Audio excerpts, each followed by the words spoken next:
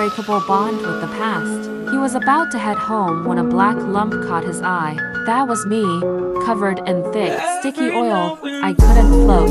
The water kept dragging me down. I didn't know if I was alive or just waiting to drown. He didn't care about the freezing water.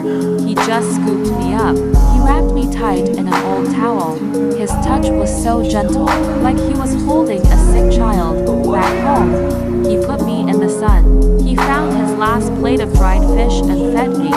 One by one, I was starving after I ate. He got a tub, warm water, and olive oil. He placed me in softly, letting the water loosen my stiff feathers. Then, with a tiny brush, he scraped off the oil, slowly, patiently. He barely pressed down, terrified of hurting my skin. I should have fought him, but I was so quiet, just made a few soft sounds. His wife came back. The fish was gone. She opened the bathroom door and he froze. The place was a disaster, and there I was, making a mess.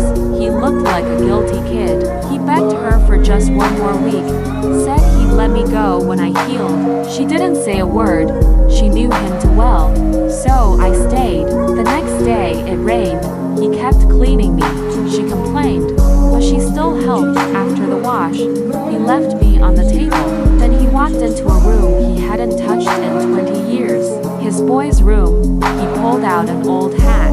He hesitated, then grabbed some scissors and cut it up. I pooped on the floor. He didn't yell, just grabbed a towel. She watched me waddle by. Maybe she saw a ghost in me. His life changed completely, up early every day, fixing me fresh fish, just like making breakfast for a kid. A week passed. My feathers were back. I was fat and glossy again.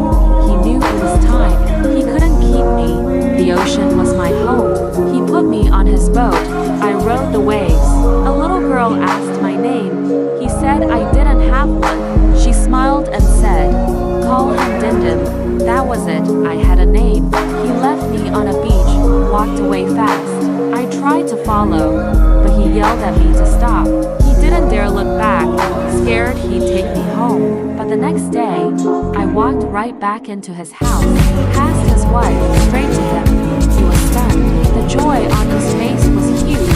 He fed me fish, one by one, like a dad welcoming his kid back. His wife just watched. She hadn't seen him this happy in forever. He started living again, going out and talking, showing me off. "This is Dindim, my friend," he'd tell everyone. Life was peaceful, until one morning, breakfast was ready, but my spot was empty, just footprints leading to the sea. I followed them, hoping I was just swimming. They stopped at the water. I hadn't betrayed him. Nature called. It was time to breed. While others mated, I stared across the ocean, missing him. He waited every day. It hurt to hope. He wanted to tear down my nest, but she stopped him. He just covered it up. Then, migration season came. I dove in. 8,000 kilometers later, I was back. He heard a noise, lifted the tarp. There I was. I just walked right in, like I'd never left. She was shocked. That changed everything for her too. Word got out. The whole town knew I was back. Every year I'd return. People filmed us, and then the researchers showed up. They wanted to study us, offered money. They came for me. I didn't resist. They locked me in a cage, and a researcher felt bad. At a stop, her partner left the car. The cage wasn't locked. She let me out. She didn't say a word, just smiled. I headed for the sea, but a cliff blocked my way. I fell, hit the rocks hard. The pain was blinding, but I jumped in anyway. He was waiting. He waited all day and night, refused to leave. I swam through the agony. Every stroke hurt, but I kept going. People prayed for me. No one knew my struggle. I just pushed forward. Days passed. She finally got it. I wasn't just a bird. I filled the hole his son left. He and a buddy took a boat out, yelled my name till dark. Everyone else quit. He didn't. Then he spotted me, just a speck in the ocean. He dove right in. He was exhausted when he grabbed me. If his friend wasn't there, we'd both have drowned. He held me tight, apologizing over and over. I was finally home. They threw a massive party. Months later, I was fully healed. Then, I left again and never came back. Maybe the sea took me. Maybe I found a mate.